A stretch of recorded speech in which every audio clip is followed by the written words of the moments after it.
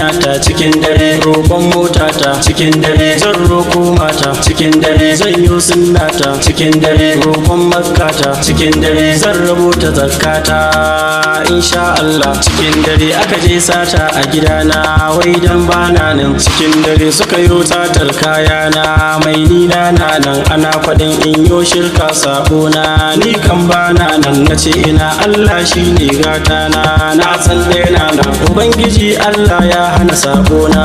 Qur'ani na nan idan ka yarda da Allah baka da kuna, aljanna tana nan a rayuwa kar kai shirka yayana. Mun rinka sallah don samun aljanna, mun rinka duban tarbiyyar kannena, mu tausaya musu don gyaran gobe na. Ina kira ga matasa sa'annina, mu yi sana'a don mu ce gobe na.